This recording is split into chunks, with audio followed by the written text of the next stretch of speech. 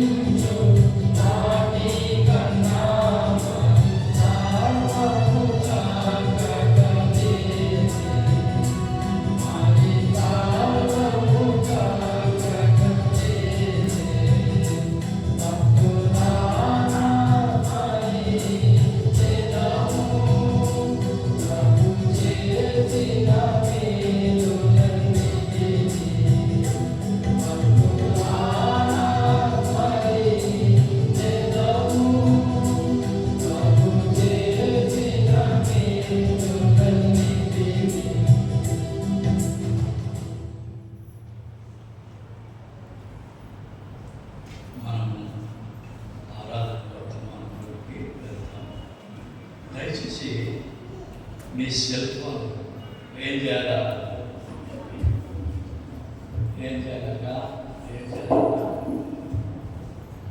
మీ cell phone బాగుతే నేను బయటికి తీసుకుపోతాను. ఇక్కడ వర్తమానం దేవుడు మాట్లాడుతూ ఉంటే సెల్ ఫోన్ నీకు రింగ్ చేస్తుంది, లేచిరా లేచిరా లేచిరా. దేవుడు మాట్లాడుతూ ఉంటే సెల్ ఫోన్ తీసుకుంది. అందుకని ఏం చేయాలా? స్విచ్ ఆఫ్లో పెట్టుకో. దేవుని మందిరంలోకి వచ్చిన తర్వాత నువ్వు బయటికి వెళ్తా, లోపలికి వస్తా, బయటికి వెళ్తా, అది మంచి పద్ధతి కాదు. దేవుని కనపరచాలి. అలాగే కాబట్టి వర్తమానం ఇచ్చేటప్పుడు లేచిపోవడం, పాటలు పడేటప్పుడు లేచిపో. నీకు ఏదైనా తొందర ఉంటే బయటికి పో. దేవుని వర్తమానం, దేవుడు మాట్లాడే సమయంలో మనం దేవుణ్ణి కనపరచాలి, సహకరించాలి. కాబట్టి దయచేసి మీ సెల్ ఫోన్లో ఆఫ్ చేసుకుని రండి. మీ దగ్గర ఉంటే సెల్ ఫోన్ ఆఫ్ చేయండి. లేకపోతే అది నిన్ను డిస్టర్బ్ చేస్తుంది, అందరినీ కలతపరుస్తుంది. అలా అలవాటు అవుతుంది. సెల్ ఫోన్ ఆయన పోయినాడు కదా, నేను కూడా బయట పోయి మాట్లాడుతా. దేవుని కంటే ముఖ్యమైనది ఏదైనా సరే, అది ముఖ్యమైనా సరే ఆఫ్ చేసుకో. దేవుని కనపరచు.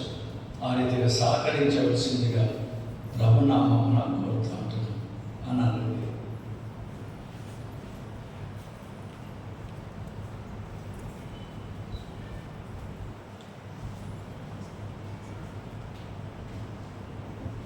ప్రభు యేసుక్రీస్తు నామములో అందరికీ వందనములు తెలియజేసుకుంటున్నానండి.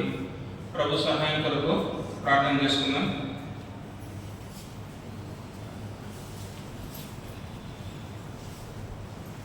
ప్రేమల పరలోకపు తండ్రి, సర్వాధికారి అయిన ప్రభువా, మీ పరిశుద్ధ పాదములకు వందనములు స్తోత్రం చెల్లించుకుంటున్నాను. ఏమాత్రం యోగ్యత ఎన్నికలైనటువంటి నన్ను మమ్మల్ని జ్ఞాపకం చేసుకొని సజీవులుగా ఉంచి మా ప్రాణాత్మ దేశముల సృష్టికర్త, రక్షణకర్త అయినటువంటి మిమ్మల్ని హృదయమారా ఆత్మతోనూ సత్యంతోనూ ఆరాధించడానికి సజీవులంగా వచ్చి మా మందిరాలను చేర్చినందుకై వందనములు స్తోత్రం చెల్లించుకుంటున్నాను. వచ్చిన వారందరిని బట్టి మీకు వందనములు స్తోత్రం చెల్లించుకుంటున్నాను. మార్గ మధ్యంలోని వారిని జ్ఞాపకం చేసుకునండి. రావాల్సినటువంటి వారిని త్వరపెట్టమని మీ పాద సన్నిధిలో వేడుకుంటున్నాను. ప్రభువా, ఆరాధన వర్తమానం కొరకై వినగలిగినటువంటి చెవులను, గ్రహించి హృదయమును, లోపల మనసును మాకు అనుగ్రహించి మిమ్మల్ని ఆత్మతోనూ సత్యంతోనూ అనుభవపూర్వకంగా ఆరాధించే వారంగా ఉండగలుగుటకు సహాయం దయచేయమని వేడుకుంటున్నాను. మీ ప్రజల ఎదుట నిలబడినటువంటి నేను నిష్ప్రయోజకుడును, ఏమాత్రం యోగ్యత ఎన్నికలైనటువంటి వాడిని ఒప్పుకుంటున్నాను. దేవా, మీ బలిపీఠ భక్తి చేత తన నుండి పాదములకు తాకండి, పవిత్రపరచండి, పరిశుద్ధపరచండి. మీ ప్రజల కోసమైనటువంటి మాటలను మీరే అందించమని వేడుకుంటూ, నేను కేవలం మీ నోటి పూర్ణాన్ని ఒప్పుకుంటూ మీ కృపను కోరుకుంటూ రక్షకుడైన యేసుక్రీస్తు నామంలో ప్రార్థిస్తూ అడిగి వేడుకుంటున్నాం తండ్రి. ఆమేన్.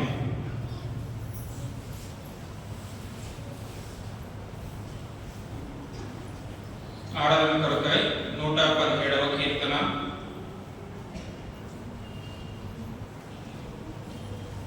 117వ కీర్తన 2 వచనాలు ఉంటాయి. అందరం కలిసి చదువుకుందాం. 117వ కీర్తన నిదానంగా, బిగ్గరగా అందరికీ అర్థమయ్యే విధంగా చదువుకుందాం. ఎవరైనా చదవలేని వారు మన మధ్యలో ఉంటే వారికి అర్థమయ్యే విధంగా చదువుకుందాం. ప్రారంభించండి. యెహోవా కృప మన ఎడల హెచ్చుగా ఉన్నది, ఆయన విశ్వాస్యత నిరంతరము నిలుచును. కాబట్టి సమస్త అన్యజనులారా యెహోవాను స్తుతించుడి, సర్వజనములారా ఆయనను కొనియాడుడి, యెహోవాను స్తుతించుడి. మనందరికీ కూడా ఈ మాటలు ఎంతగానో పరిచయం ఉన్నటువంటి మాటలు. 117వ కీర్తన చిన్న కీర్తన, మనందరికి కూడా ఇది చాలా పరిచయం ఉన్నటువంటి మాటలే. అయితే మనకు అనేకమైనటువంటి పరిచయం ఉన్నటువంటి మాటల్లో నుంచే దేవుడు మన మధ్యకి ఏం తీసుకొని వస్తాడంటే నూతనమైనటువంటి అనుభవాలను తీసుకొని వచ్చేటువంటి వాడిగా దేవుడు ఉన్నాడు. ఆ విధంగా మనము నూతనమైనటువంటి అనుభవంతో నిజమైనటువంటి అనుభవంతో, సత్యపూర్వకమైనటువంటి అనుభవంతో మనం దేవుణ్ణి ఆరాధించే వారంగా ఉండాలని దేవుడు కోరుకుంటున్నాడు. మన ఆరాధన నూతనమైనదిగా ఉండాలి. మన ఆరాధన మనం అనుభవించినదిగా ఉండాలి. అది మన జీవితంలో నెరవేరినటువంటిదిగా ఉండాలి. ఆ విధంగా మనం ఏం చేసే వారంగా ఉండాలంటే దేవుణ్ణి ఆరాధించేటువంటి వారంగా ఉండాలి. ఇక్కడ కొన్ని మాటలు ఉన్నాయి చూడండి. యెహోవా కృప మన ఎడల హెచ్చుగా ఉన్నది, ఆయన విశ్వాస్యత నిరంతరము నిలుచును. రెండవ వచనాన్ని కనుక మనం చూసినట్లయితే ఇక్కడ రెండు రకాల ప్రజల గురించి దేవుడు రాస్తూ వచ్చాడు. ఏంటంటే, కాబట్టి సమస్త అన్ని జనులారా యెహోవాను స్తుతించుడి. రెండవ మాట ఏం రాయబడిందండి? సర్వజనములారా ఆయనను కొనియాడుడి. ఇక్కడ ఉన్నటువంటి రెండు రకాల జనములలో ఒక జనముల గురించి మనము ధ్యానించేటువంటి వారంగా ఉంటాం. ఏమిటంటే, మొదటిది కాబట్టి సమస్త అన్ని జనులారా. మొదట ఎవరికి చెప్తున్నాడు కీర్తనకారుడు అంటే? అన్ని జనులతో చెప్తున్నాడు. సమస్త అన్ని జనులారా మీరేం చేయాలంటే యెహోవాను స్తుతించండి. ఎందుకు మీరు దేవుని స్తుతించాలో తెలుసా? ఆయన యొక్క కృప మన ఎడల ఎలా ఉన్నదంట? హెచ్చుగా ఉన్నది. ఆయన కృప నిరంతరము ఉన్నది అని కీర్తనకారుడు ఇక్కడ చెప్తున్నాడు. ఆ యొక్క హెచ్చైనటువంటి కృపను కలిగినటువంటి మనం పొందినటువంటి మనము దేవుని ఏం చేయాలంటే ఆరాధించేటువంటి వారంగా ఉండాలి. ఇక్కడ అన్యజనులారా అనే మాట రాయబడుతూ వచ్చింది. ఈ అన్యజనుల గురించి కనుక మనం చూసినట్లయితే ఎందుకు మొదటిగా దావీదు సర్వజనులారా అనలేదు? ఎందుకు కీర్తనకారుడు మొదటిగా అన్యజనులారా అంటూ వచ్చాడని కనుక మనం పరిశీలించినట్లయితే లేఖనములలో రండి. అపోస్తుల కార్యములు మనం పరిశీలించినట్లయితే 10వ అధ్యాయం. అపోస్తుల కార్యములు 10వ అధ్యాయం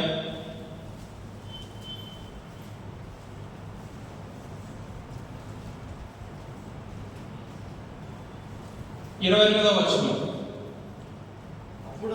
అప్పుడతడు అన్యజాతి వానితో సహవాసం చేయుటైనను అటివానిని ముట్టుకొనుటైనను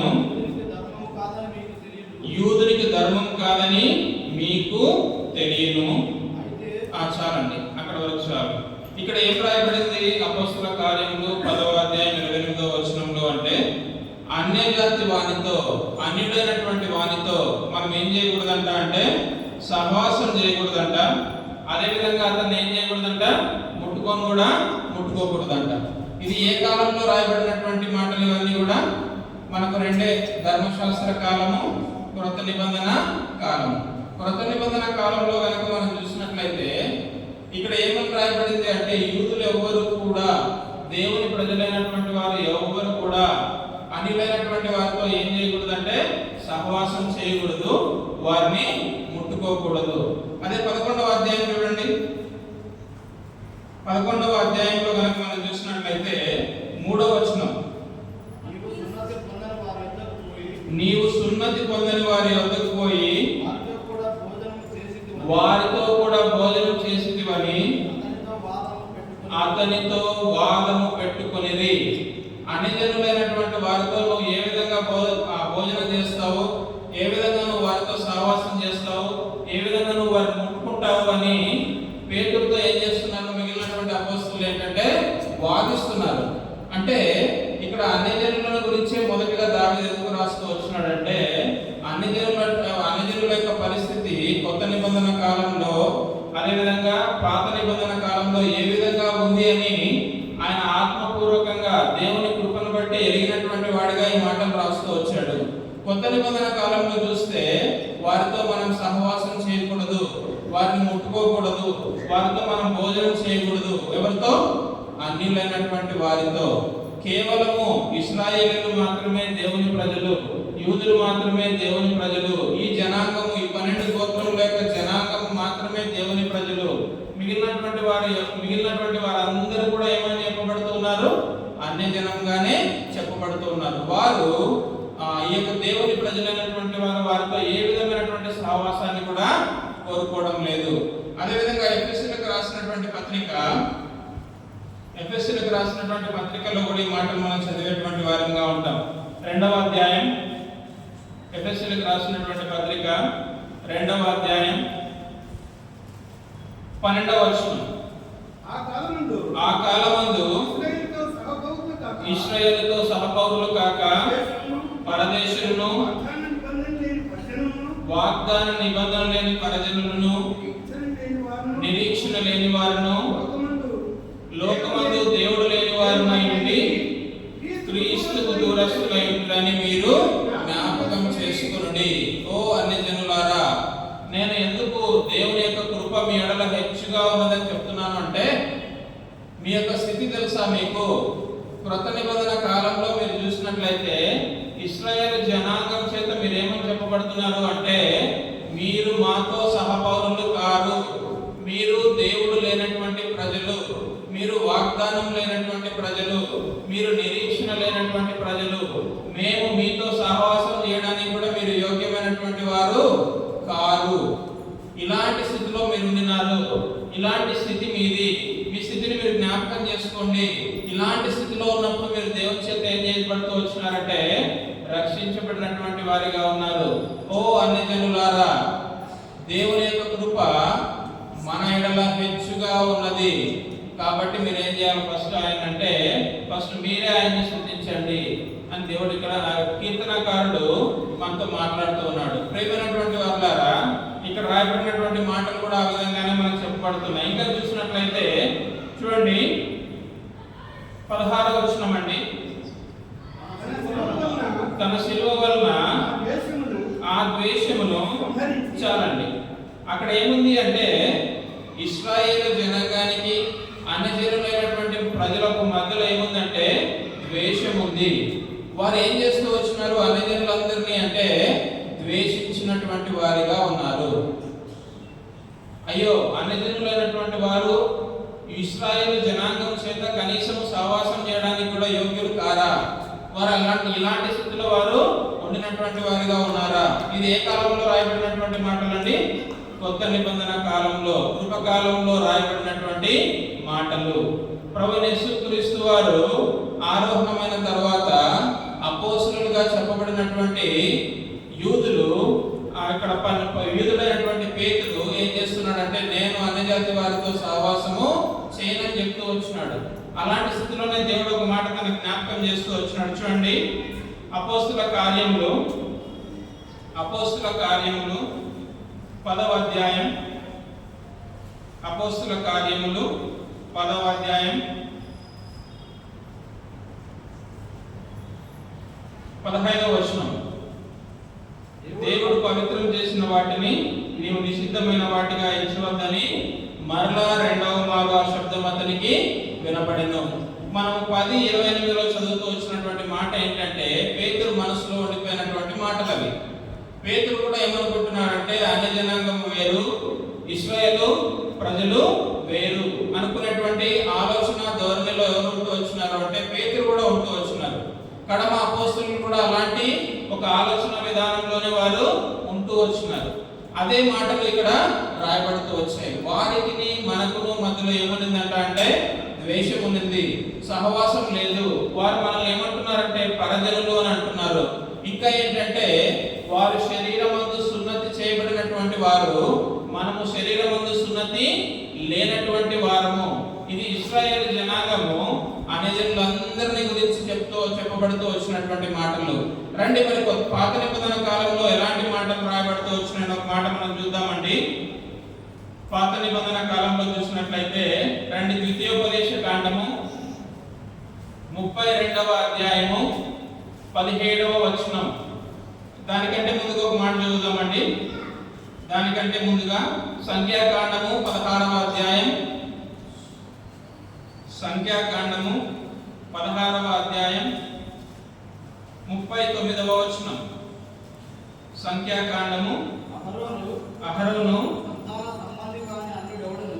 అహరోను సంతాన సంబంధి కాని అన్యుడెవడును యెహోవా సన్నిధిని ధూపము అర్పింప సమీపించి ఎవరు కూడా ఏం చేయకూడదంటే చాలండి. ఇక్కడ చూస్తే ఏంటంటే, అన్యుడు ఎవరు కూడా ఏం చేయడానికి లేదు అంటే దేవుని సన్నిధిలో ధూపాన్ని అర్పించడానికి వీలు లేదు. ఇంకా కొన్ని మాటలు చూద్దామండి మనము. యెహెజ్కేలు గ్రంథము 44వ అధ్యాయం, యెహెజ్కేలు గ్రంథము 44వ అధ్యాయం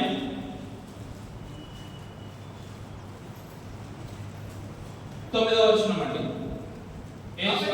కాబట్టి ప్రభువైన యెహోవా సెలవిచ్చినదేమనగా, హృదయమందును శరీరమందును సున్నతి లేని అన్యులై ఉండి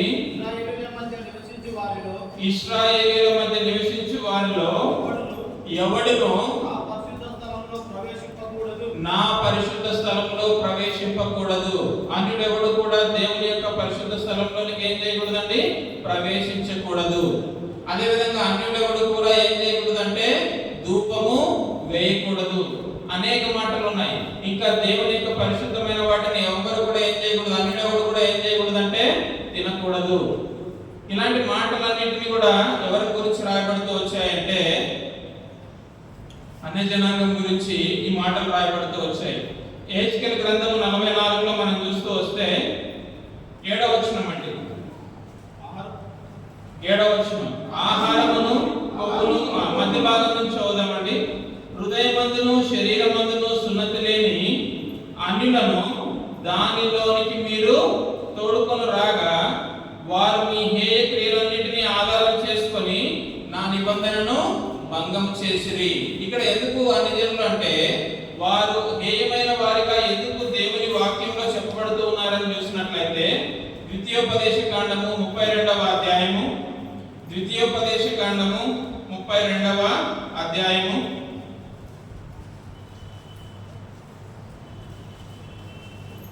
ద్వితీయోపదేశ కాండం 32వ అధ్యాయం 17వ వచనం, వారు దేవత్వం లేని దయ్యములకు తామెరగని దేవతలకు క్రొత్తగా పుట్టిన దేవతలకు తమ పితరులు భయపడని దేవతలకు బలి అర్పించిరి. నిన్ను పుట్టించిన ఆశ్రయ దుర్గమును విసర్జించితివి, నిన్ను కనిన దేవుని మరిచితివి. ఎందుకు అన్యజనుల గురించి ఆ మాటలు రాయబడుతూ వచ్చింది అంటే వారు ఎందుకు నా మందిరావరణంలోనికి ప్రవేశించకూడదని దేవుడు చెప్తూ వచ్చాడు. ఎందుకు వారు నా ఆహార పదార్థములను భుజించకూడదని దేవుడు చెప్తూ వచ్చాడంటే, ఎందుకు వారు ధూపం వేయకూడదని చెప్తూ వచ్చారంటే ఈ అన్యజనులు అనబడినటువంటి వారు దేవుణ్ణి విసర్జించినటువంటి వారు. వారిని నిర్మించినటువంటి దేవుణ్ణి వారు ఏం చేస్తూ వచ్చినారంటే విసర్జించినట్లుగా ఇక్కడ లేఖనంలో రాయబడుతూ ఉంది. అదేవిధంగా వారు ఏ కృత్యములు చేసినటువంటి వారిగా కనపడుతూ ఉన్నారు. వారు దేవతలు కాని వాటిని ఏం చేస్తూ వచ్చినారంటే పూజిస్తూ వచ్చినటువంటి వారిగా ఇక్కడ కనపడుతూ ఉంది. అందుకే దేవుడు ఏం చెప్తూ వచ్చాడంటే అన్యజనులకు పరిశుద్ధావరణంలోనికి ఏం లేదు, వారికి ప్రవేశము లేదు. అదేవిధంగా వారు దేవుని ప్రజలైనటువంటి వారితో సహవాసము చేయకూడదు. ద్వితీయోపదేశ కాండంలో కనుక మనం చూసినట్లయితే ఇశ్రాయేలు అందరికీ చెప్పబడినటువంటి మాటలు ఏంటంటే మీరు అన్యజనులతో ఏం చేయకూడదు, సహవాసం చేయకూడదు. ఎందుకు అన్యజనులతో మీరు సహవాసం చేయకూడదు అంటే వారు దేవుణ్ణి మరిచినటువంటి ప్రజలు, వారిని నిర్మించినటువంటి దేవుణ్ణే వారు విసర్జించినటువంటి వారు, వారు దేవతలు కాని వాటిని వారు పూజిస్తున్నటువంటి వారు. అలాంటి ప్రజలతో కనుక మీరు సహవాసం చేసినట్లయితే మీరు కూడా వెళ్ళిపోయేవారిగా ఉన్నారు అంటే అలాంటి స్థితిలోనికి వెళ్ళిపోయేవారిగా ఉన్నారు. ఇలాంటి స్థితి ఎవరిది అంటే అన్యజనులైనటువంటి వారిది. మనం దేవుని యొక్క వాక్యాన్ని బట్టి కొత్త నిబంధన కాలంలో పాత నిబంధన కాలంలో మనం చూసినట్లయితే అన్యజనులైనటువంటి వారు దేవునితో సహవాసం చేయడానికి యోగ్యత లేనటువంటి వారు. దేవుని ప్రజలతో కూడా వారు సహవాసం చేయడానికి యోగ్యత లేనటువంటి వారు. ఇలాంటి స్థితిలో అన్యజనులైనటువంటి ప్రజలు ఉంటూ వచ్చినారు. అందుకే దావీదు చెప్తూ వచ్చినాడు కీర్తనకారుడు, అన్యజనులారా మీరందరూ కూడా ఏం చేయాలంటే దేవుణ్ణి స్తుతించాలా. ఎందుకో తెలుసా, ఆయన కృప మీ అందరి ఎడల ఎలా ఉంది అంటే చాలా హెచ్చుగా ఉంది. ఎందుకు అంటే తన సొంత ప్రజలైనటువంటి ఇశ్రాయేలీలను ఏ విధంగా దేవుడు ప్రేమిస్తున్నాడో మిమ్మల్ని కూడా దేవుడు ఏం చేస్తున్నాడంటే ఆ విధంగానే ప్రేమిస్తున్నటువంటి వారిగా ఉన్నారు.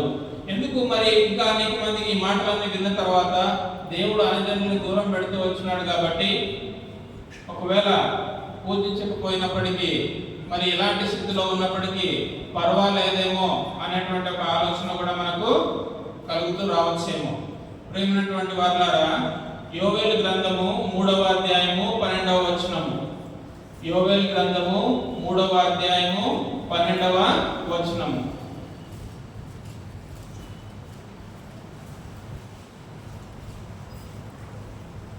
యోవేలు గ్రంథం 3వ నలుదిక్కులనున్న అన్యజనులకు తీర్పు తీర్చుటకై నేను యెహోషాపాతు లోయలో ఆసీనుడనగుదును. అన్యజనులు లేచి చాలండి. మనం కనుక ఇక్కడ లేఖనంలో చూసినట్లయితే శరీరమందు హృదయమందు శరీరమందు సున్నతి లేనటువంటి ప్రజలుగా అన్యజనులు చెప్పబడుతూ వచ్చినారు. వారు దేవుని విసర్జించినటువంటి ప్రజలుగా చెప్పబడుతూ వచ్చినారు. వారు యూదా జనాంగం చేత ఇశ్రాయేలు ప్రజల చేత ద్వేషించబడినటువంటి వారిగా వారు చెప్పబడినారు. వారు పరజనులుగా, వారు వాగ్దానం లేని వారిగా, వారు నిరీక్షణ లేని వారిగా, వారు దేవతలు కాని వాటిని పూజించడం మూలంగా వారు దేవుడే లేనటువంటి ప్రజలుగా వారు చెప్పబడుతూ వచ్చినారు. అయితే ఇలాంటి స్థితిలో ఉన్నటువంటి ప్రజలకు ఏముంది అని లేఖనంలో రాయబడి ఉంది అంటే దేవుని యొక్క తీర్పు ఉంది. మరి అన్యజనులు కనుక దేవుని కృప నుంచి దూరమైనటువంటి వారైతే, ఈ అన్యజనులు కనుక దేవుని చేత విడిచిపెట్టబడినటువంటి వారైతే వారు ఏ స్థితిలోనికి వచ్చేటువంటి వారిగా ఉన్నారంటే తీర్పులోనికి వారు వచ్చేటువంటి వారిగా ఉన్నారు. తీర్పు అంటే దేవుని యొక్క ఉగ్రతకు వారు పాత్రులైనటువంటి వారిగా ఉన్నారు. ప్రేమైనటువంటి వారు ఎఫెసీయులకు రాసినటువంటి పత్రికలో రాయబడుతుంది. రండి, ఎఫెసీయులకు రాసినటువంటి పత్రిక 2వ అధ్యాయము 1వ వచనం. లేఖనంలో ప్రకారమే కాదు, వారి యొక్క క్రియలను బట్టి కనుక చూసినట్లయితే 2:1 లేఖనంలో మీరు అపరాధముల చేతను పాపముల చేతను చచ్చిన వారై ఉండగా. చాలండి. ఈ యొక్క ప్రజలు మరి ఎలాంటి స్థితిలో ఉన్నారు అంటే వారు పాపముల చేత అపరాధముల చేత ఏమైనారు? చచ్చినటువంటి వారై ఉన్నారు. అదేవిధంగా 3వ వచనం చివరి భాగంలో కనుక చూసినట్లయితే కడమ వారి వలె స్వభావ సిద్ధముగా దైవోగ్రతకు పాత్రులైరి. మీరు ఏ విధంగా ఉన్నారు అంటే న్యాచురల్ గా, అంటే వారి యొక్క స్వభావాన్ని బట్టే మీరు ఏమైనారు అంటే దైవోగ్రతకు పాత్రులు. ఎందుకంటే నరుని హృదయాలోచన వాని బాల్యం నుండి చెడ్డది అని ఆదికాండంలో రాయబడుతూ ఉంది. ఇలాంటి చెడ్డ తలంపులు కలిగినటువంటి నరుడు ఎందుకు, ఇంకా మనకు ఒక మాట కనుక మనం పరిశీలించినట్లయితే బైబిల్ గ్రంథంలో 2 రకాల జనాలు ఏ విధంగా వచ్చినారు? ఉండేది అవ్వ ఆదాములే కదా, వారి దగ్గర నుంచే కదా సంతానం అంతా కూడా వస్తూ వచ్చింది. వారి యొక్క క్రియలను బట్టి జనులు 2గా విభజించబడుతూ వచ్చినారు. దేవుణ్ణి అనుసరించినటువంటి ప్రజలు, దేవుణ్ణి అనుసరించినటువంటి ప్రజలు. ఎవరైతే దేవుణ్ణి అనుసరించారో వారు దేవుని ప్రజలుగా చెప్పబడుతూ వచ్చినారు. ఎవరైతే వారి యొక్క స్వభావాన్ని బట్టి, వారి యొక్క అవిధేయతను బట్టి దేవుణ్ణి విసర్జించినటువంటి వారుగా ఉన్నారో వారు ఏమవుతూ వచ్చారంటే అన్యజనులుగా చెప్పబడుతూ వచ్చారు. ప్రేమైనటువంటి వారు కదా, స్వభావ సిద్ధంగానే మీరు ఏంటంట దైవోగ్రతకు పాత్రులు. ఇలాంటి స్థితిలో మనం ఉండినటువంటి వారిగా ఉన్నాం. అందుకే కీర్తనకారుడు ఇంకో మాట రాస్తూ వస్తాడు 49వ కీర్తనలో. 49వ కీర్తన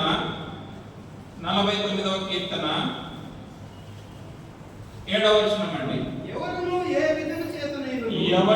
ఏ విధము చేతనైనను తన సహోదరుని విమోచింపలేడు.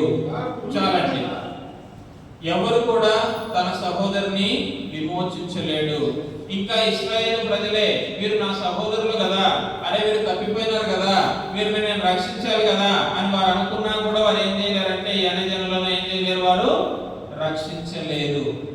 ఎవడును ఏ విధము చేతను రక్షింపబడలేనటువంటి స్థితిలో ఉండినప్పుడు మనం కనుక చూసినట్లయితే ప్రేమైనటువంటి వాళ్ళారా, ఎఫెసీయులకు రాసినటువంటి పత్రిక 2వ అధ్యాయం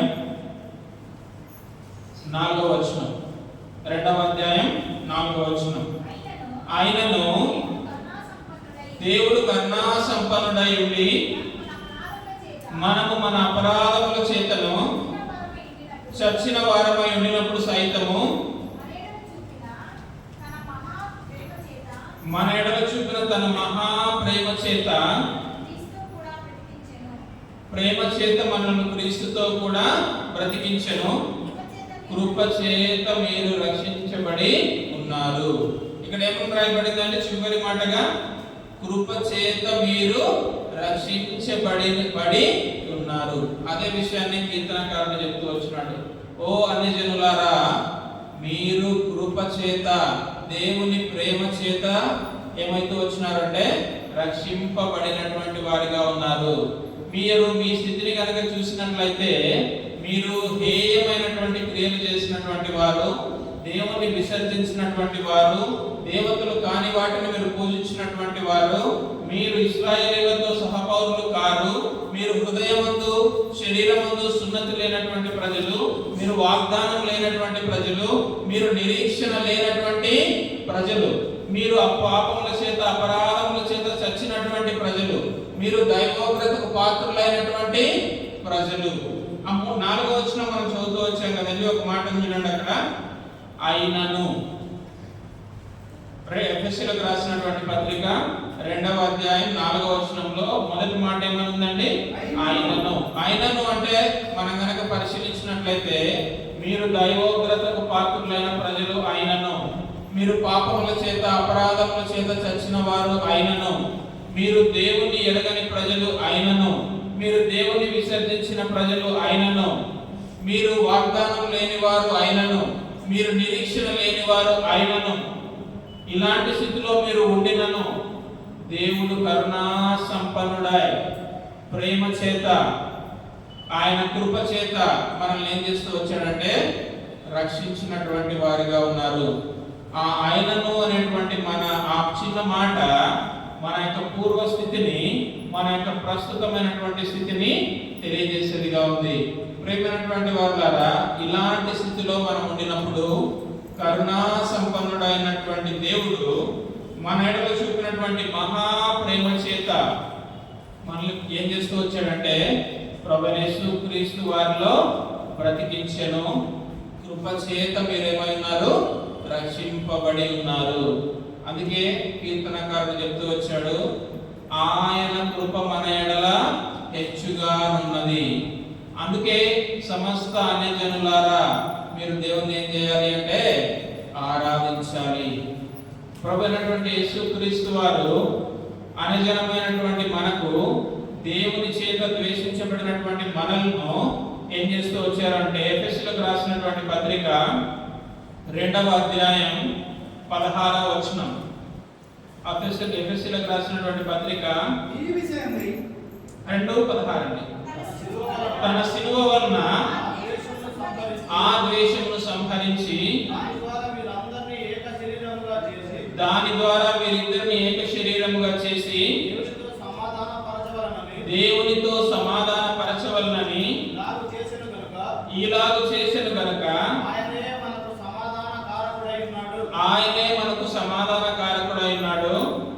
మరియు ఆయన వచ్చి దూరస్తులైన మీకును సమీపస్తులైన వారికి సమాధాన సువార్తను ప్రకటించెను. అన్యజనులైనటువంటి వారికి, దేవుని ప్రజలైనటువంటి వారికి మధ్యలో ఉన్నటువంటి ద్వేషాన్ని ప్రభువైన యేసుక్రీస్తు వారు ఏ విధంగా సంహరించినారండి? శిలువ ద్వారా సంహరించినటువంటి వారిగా ఉన్నారు. ప్రియమైనటువంటి వారులారా, మనం ఎంతో అవిధేయమైనటువంటి స్థితిలో, దైవవ్రతకు పాత్రమైనటువంటి స్థితిలో మనం ఉండినప్పుడు కరుణా సంపన్నుడైనటువంటి దేవుడు తన మహా ప్రేమ చేత మనల్ని ఏం చేస్తూ వచ్చినటువంటి వారిగా ఉన్నారంటే విమోచిస్తూ వచ్చినటువంటి వారిగా ఉన్నారు. ప్రియమైనటువంటి వారులారా, మనం ఎంత అద్భుతమైనటువంటి రీతిలో రక్షించబడినామని కనుక మనం చూసినట్లయితే రోమిలకు రాసినటువంటి పత్రిక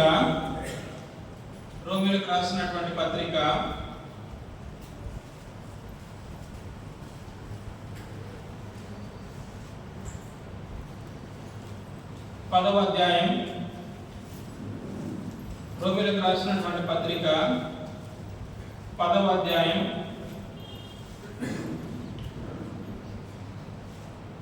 9వ వచనం అండి. అదేమనగా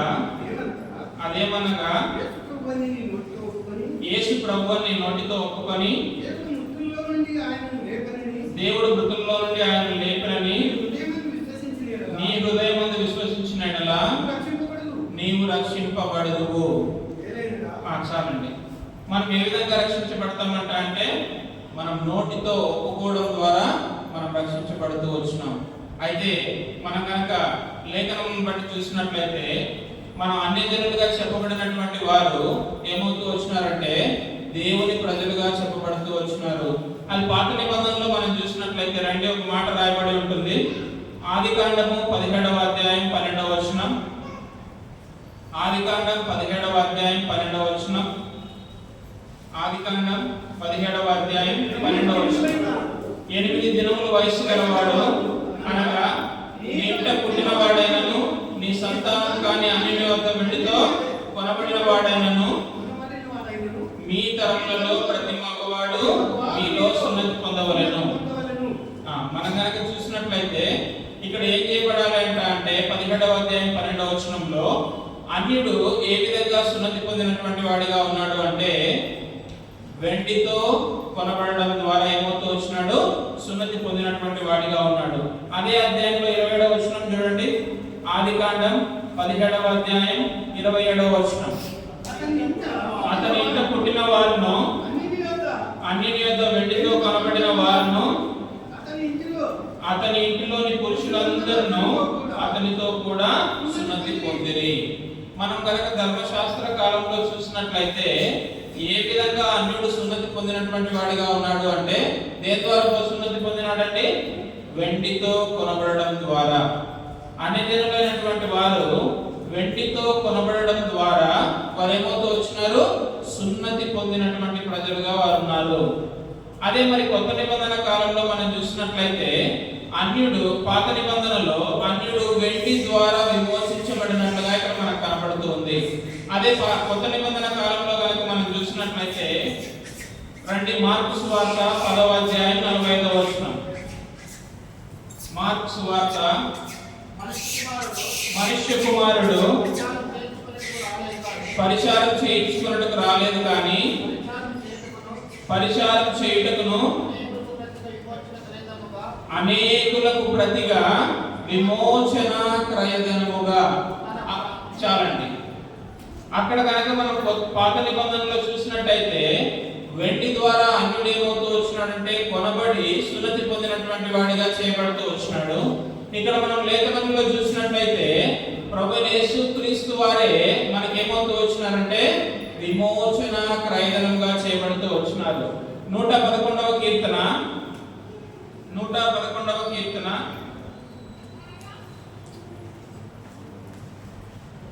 111వ కీర్తన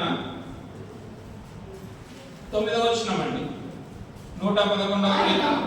ఆయన తన ప్రజలకు విమోచనము కలుగజేయువాడు.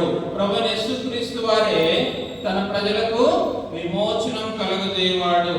ఆయన అనేక జనులకు ప్రతిగా విమోచన క్రయధనముగా ఈ లోకానికి వచ్చినట్టుగా లేఖనంలో చెప్పబడుతుంది. ప్రియమైనటువంటి వారులారా, మత్తయి సువార్త 20వ అధ్యాయం 28వ వచనం. మత్తయి సువార్త 20:28. అలాగే మనుష్య కుమారుడు పరిచారం చేయించుకున్నట్టుకు రాలేదు కానీ పరిచారం చేయుటకును అనేకులకు ప్రతిగా విమోచన క్రయధనముగా తన ప్రాణమునిచ్చుటకును వచ్చెను. ప్రియమైనటువంటి వారులారా, మనం ముగింపులో కనుక చూసినట్లయితే కొత్త నిబంధన పాత నిబంధన కాలంలో ఉన్నటువంటి అన్యులందరూ ఏ విధంగా సున్నతి చేయబడుతూ వచ్చినారు అంటే వారు వెండి చేత కొనబడి సున్నతి పొందినటువంటి వారుగా ఉన్నారు. మనం కొత్త నిబంధనలో చూసినట్లయితే అక్కడ వెండి దేనికి సాదృశ్యంగా చెప్పబడుతూ వచ్చిందంటే అది విమోచన క్రయధనముగా చెల్లించబడుతూ వచ్చింది. కొత్త నిబంధన కాలంలో చూసినట్లయితే ప్రభువైన యేసుక్రీస్తు వారే అన్ని జనమైనటువంటి మనలను, పరదేశులైనటువంటి మనలను, వాగ్దానము నిరీక్షణ లేనటువంటి మనకు ఏం చేస్తూ వచ్చారంటే మన నిమిత్తము ఆయన విమోచన క్రయధనంగా అర్పించబడుతూ వచ్చారు. ప్రియమైనటువంటి వారులారా, అన్యజనులు అనేటువంటి వారు తీసివేయబడినట్లయితే, అన్యజనులు అనేటువంటి వారు అందరూ కూడా కలిసిపోయినట్లయితే దేవుని దృష్టిలో అందరూ ఏమవుతారు అంటే సమస్త జనులారా. మీరందరూ కూడా ఏం చేసే వారిగా ఉండాలంటే దేవుణ్ణి ఆరాధించేటువంటి వారిగా ఉండాలి. అంటే మనం లేఖనంలో చూసినట్లయితే ఒక మాట 117వ కీర్తన, క్షమించండి 107వ కీర్తన 107వ కీర్తన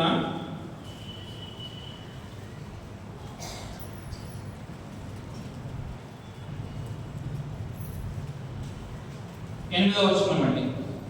107 ఆయన కృపను బట్టి నరులకు ఆయన చేయు ఆశ్చర్య కార్యములను బట్టి వారు యెహోవాకు కృతజ్ఞతాస్తుతులు చెల్లించుదురుగాక. ప్రియమైనటువంటి వారులారా, అన్యజనముగా మనం ఉండినప్పుడు, దేవుని ఎరుగని ప్రజలుగా మనం ఉండినప్పుడు, దేవుని ప్రజల చేత పరదేశులుగా మనం చెప్పబడినటువంటి వారిగా ఉండినప్పుడు, ప్రభువైన యేసుక్రీస్తు వారు మనకు విమోచన క్రయధనముగా అర్పించబడడం ద్వారా ఆయన యొక్క మహా ప్రేమను బట్టి మనల్ని ఏం చేస్తూ వచ్చినటువంటి వారిగా ఉన్నారంటే రక్షించినటువంటి వారిగా ఉన్నారు. దూరస్తులైనటువంటి మనలను ఆయన సమీపస్తులుగా చేసినటువంటి వారిగా ఉన్నారు. మనమైతే మన నోటితో ఆయన దేవుడని ఒప్పుకొని ఆయన మన కోసం మరణించి సమాధి చేయబడి తిరిగి లేచాడని ఒప్పుకుంటే మనం ఏం చేసే వారిగా ఉన్నాము? రక్షణ పొందేటువంటి వారిగా ఉన్నాం. అయితే ప్రభువైన యేసుక్రీస్తు వారు ఈ రక్షణను మనకు అనుగ్రహించడానికి పరలోకం నుంచి భూమికి తెచ్చినటువంటి వారిగా ఉన్నారు. అదేవిధంగా మన నిమిత్తం ఆయన విరగొట్టబడినటువంటి వారిగా, నలగొట్టబడినటువంటి వారిగా, స్వరూపమైన సొగసైన లేనటువంటి వారిగా చేయబడుతూ వచ్చారు. ప్రభువైన యేసుక్రీస్తు వారి యొక్క ఆ యొక్క అమూల్య రక్తంలో మనకి ఏమనుగ్రహించబడుతూ వచ్చిందంటే రక్షణ అనుగ్రహించబడుతూ వచ్చింది. మనం ఇప్పుడు ఏం చేయబడుతూ వచ్చినామంటే దేవుని సొత్తు అయినటువంటి ప్రజలుగా చేయబడుతూ వచ్చాము. ప్రియమైనటువంటి వారులారా, వారికి మనకును మధ్యలో ఉన్నటువంటి ద్వేషాన్ని ప్రభువైన యేసుక్రీస్తు వారు శిలువలో సంహరించినటువంటి వారిగా ఉన్నారు. దేవుడు మనకు వాగ్దానం అనుగ్రహించినటువంటి వారిగా ఉన్నారు. దేవుడు మనకు దేవుని ప్రజలైనటువంటి వారికి కలిగినటువంటి నిరీక్షణను దేవుడు మనకు అనుగ్రహించినటువంటి వారిగా ఉన్నారు. ఆ విధమైనటువంటి ఆయన కృపను బట్టి, ఆయన మనకు చేసినటువంటి ఆశ్చర్య కార్యములను బట్టి మనం ఏం చేయవలసిన వారిగా ఉన్నామంటే ఆయనను ఆరాధించవలసినటువంటి వారిగా ఉన్నాం. 107వ కీర్తనలో మనం చూసినట్లయితే చూడండి, 107వ కీర్తన 107వ కీర్తన 2వ వచనం అండి. 107వ కీర్తన 2వ వచనం, యెహోవా విమోచించిన వారు ఆ మాట పలుకుదురుగాక, విరోధుల చేతిలో నుండి ఆయన విమోచించిన వారును తూర్పు నుండి, పడమట నుండి, ఉత్తరం నుండి, దక్షిణం నుండి, నానా దేశముల నుండి ఆయన పోగు చేసిన వారు ఆ మాట పలుకుదురుగాక. ప్రియమైనటువంటి వారులారా, ఆయన విమోచించినటువంటి ప్రజలు ఆ మాట పలుకుదురుగాక. రండి, ప్రకటన గ్రంథము 7వ అధ్యాయం, ప్రకటన గ్రంథం 7వ అధ్యాయం, ప్రకటన గ్రంథం 7వ అధ్యాయం 9వ వచనం అండి. అటు తర్వాత నేను చూడగా, ఇదిగో ప్రతి జనములో నుండి, ప్రతి వంశంలో నుండి, ప్రజల్లో నుండి, ఆయా భాషలు మాట్లాడే వారిలో నుండి వచ్చి ఎవడము లెక్కింపజాలని ఒక గొప్ప సమూహం కనబడెను. వారు తెల్లని వస్త్రములు ధరించుకున్న వారై ఖర్జూర మంటలు చేత పట్టుకొని సింహాసనం ఎదుటను గొర్రెపిల్ల ఎదుటను నిలబడి, 10వ వచనం అండి, సింహాసనాసీనుడైన మా దేవునికి గొర్రెపిల్లకును మా రక్షణకై స్తోత్రమని మహాశబ్దముతో ఎలుగెత్తి చెప్పిరి. ప్రియమైనటువంటి వారులారా, ఆయా దిక్కుల నుండి పోగు చేయబడినటువంటి వారందరూ కూడా ఏమని పలుకుతున్నారు ఇక్కడ 10వ వచనంలో? మా రక్షణకై స్తోత్రమని ఎలుగెత్తి చెప్పినటువంటి వారిగా ఉన్నారు. వీరందరూ ఆయన చేత విమోచించబడినటువంటి ప్రజలు కాబట్టి ఆయన ఏం చేస్తున్నటువంటి వారిగా ఉన్నారంటే ఆరాధిస్తున్నటువంటి వారిగా ఉన్నారు. ప్రేమైనటువంటి వారులారా, మనం కూడా మానవుల చేత పరజనులముగా చెప్పబడి మన యొక్క స్థితిని బట్టి మనము దేహమందు శరీరమందు సున్నతి లేని వారిగా ఉండబడి మనము దైవోగ్రతకి పాత్రమైనటువంటి స్థితిలో మనం ఉండినప్పుడు దేవుడు మన కొరకు విమోచన క్రయధనంగా అర్పించబడడం ద్వారా ఆయన యొక్క మహా కృప చేత మనం ఏమవుతూ వచ్చామంటే రక్షించబడుతూ వచ్చాం. దేవుని యొక్క మహా కృపను బట్టి మనము దేవుడు కలిగిన ప్రజలుగా చేయబడుతూ వచ్చినాము. మనం వాగ్దానం కలిగినటువంటి ప్రజలుగా చేయబడుతూ వచ్చినాము. మనం నిరీక్షణ కలిగినటువంటి ప్రజలుగా చేయబడుతూ వచ్చినాము. ఇలాంటి కార్యములన్నీ కూడా ఆయన యొక్క కృపను బట్టి మన ఎడల జరిగించినటువంటి వారిగా ఉన్నారు. అలాంటి కార్యములన్నిటినీ మన జీవితంలో మనం అనుభవించినటువంటి వారమైతే దేవుని ఏం చేసే వారంగా ఉండాలంటే ఆయన మనకు అనుగ్రహించినటువంటి రక్షణకై స్తోత్రమని ఎలుగెత్తి చెప్పేటువంటి వారిగా ఉండాలి. ఆ విధంగా దేవుని ఆరాధించడానికి పరిశుద్ధాత్మ దేవుడు మనకు సహాయం చేయనుగాక. ఆమేన్.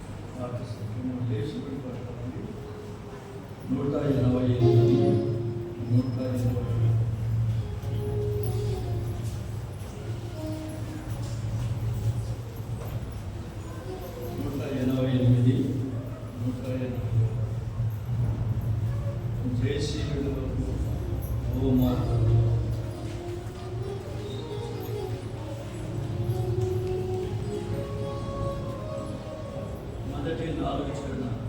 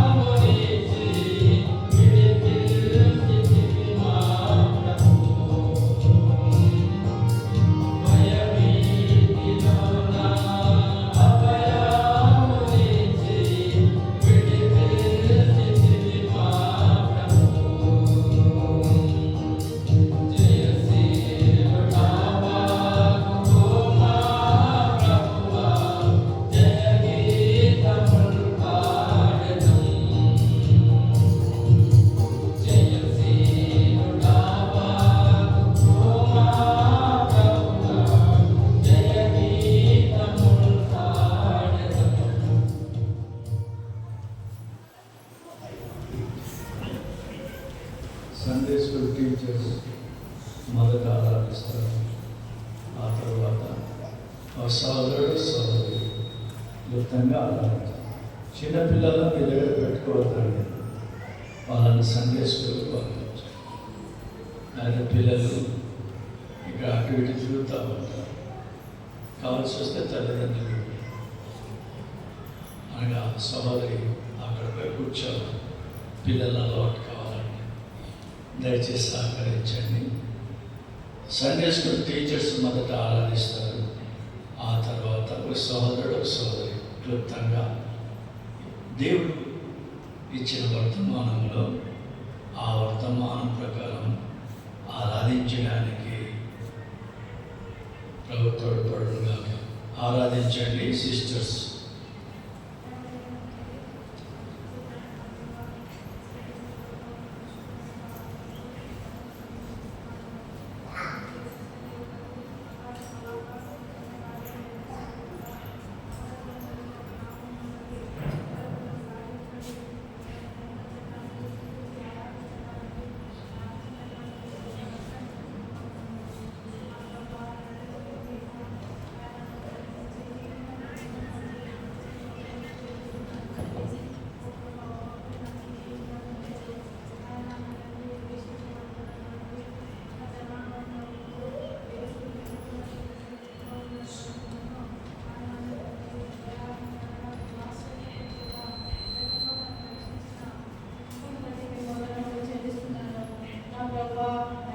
చేసినటువంటి అద్భుత ఆశ్చర్య కార్యములన్నింటిని బట్టి తలపోసుకుంటూ అదే మాట మనసారా నాయన తండ్రి మిమ్మల్ని కనపరచడానికి నాయన తండ్రి మీ భూమిలో నాయన తండ్రి దేవుని కలిగి జీవించే ప్రజల మధ్య నివసించే గుంపులో నన్ను ఉంచినందుకు మీకు వందనములు చెల్లిస్తున్నాను తండ్రి.